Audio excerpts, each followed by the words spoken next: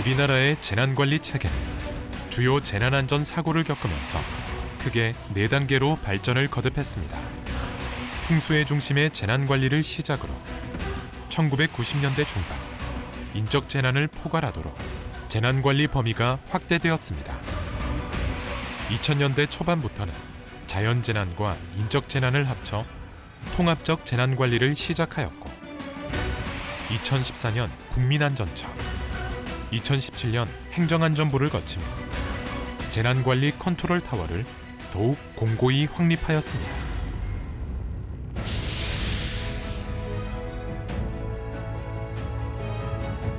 과거 우리나라를 위협하는 가장 큰 재난 위험 요인은 집중호우, 태풍 등 자연재난이었습니다.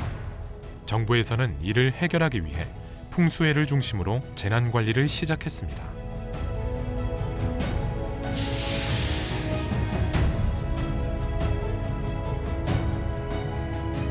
하지만 1990년대에 들어서면서부터 성수대교와 삼풍백화점이 무너지는 등 각종 대형 사고가 잇따르자 인적 재난에 대한 관리가 필요하다는 목소리가 높아졌습니다.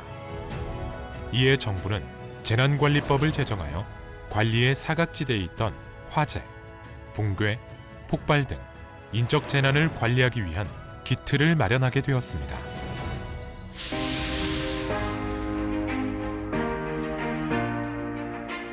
하지만 시대가 발전할수록 재난은 더욱더 빈번해졌습니다.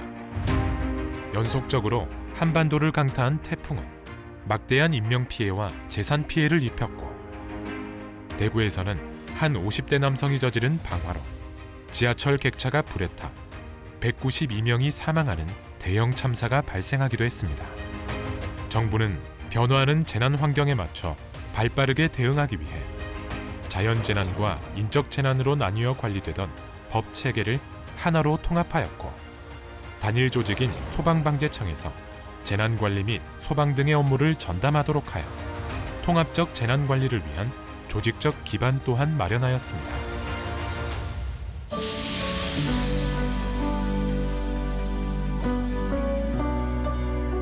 재난관리 체계는 2014년을 기점으로 다시 한번 변화를 맞이했습니다. 2014년 제주로 향하던 여객선 세월호가 진도 인근 해상에서 침몰하면서 승객 304명이 목숨을 잃거나 실종된 가슴 아픈 일이 발생했습니다. 이는 재난관리 체계를 다시 원점에서 재검토하는 계기가 되었습니다. 2014년 소방과 해양안전 업무를 통합한 국민안전처를 거쳐 지자체와의 협업 기능을 강화한 행정안전부가 2017년에 본격 출범하며 재난관리 총괄부처로서의 역할을 수행해 오고 있습니다.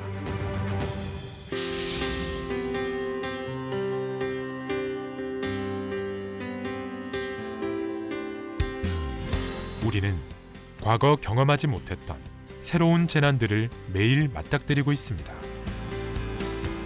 환경변화와 이상기후에 따른 자연재난, 그리고 감염병과 같이 국경을 넘는 재난까지 우리의 안전을 위협하고 있습니다. 이러한 환경 속에서도 다양한 재난을 미리 예방하고 피해를 최소화할 수 있도록 정부는 새로운 재난 유형에 발빠르게 대응하며 각종 정책과 법 제도를 마련하고 있습니다. 정부는 과학적이고 선제적인 재난안전 관리를 실현하기 위하여 다음과 같은 정책을 펼치고 있습니다. 첫째, 데이터에 기반한 신속한 재난 상황 판단 및 의사결정을 지원하고 현장 중심의 대응이 이루어질 수 있도록 재난안전 디지털 플랫폼 정보를 구축하고 있습니다. 둘째, 유사한 사고가 재발하지 않도록 체계적으로 재난 원인을 분석하고 재난 피해자에게 실질적으로 도움이 될 수 있도록 강화된 복구 지원 체계를 마련하고 있습니다.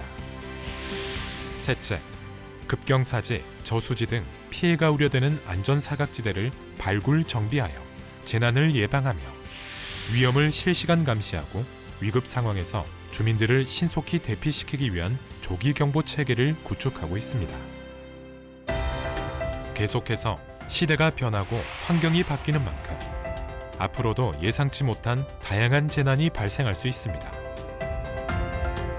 따라서 우리는 지난 70여 년 동안 그래왔던 것처럼 국민 안전과 생명을 지키기 위해 최선을 다할 것입니다.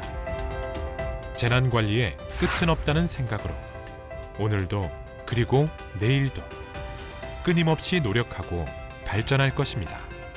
모든 국민들이 안전한 그날까지 대한민국 재난안전관리에 많은 관심과 참여 부탁드립니다.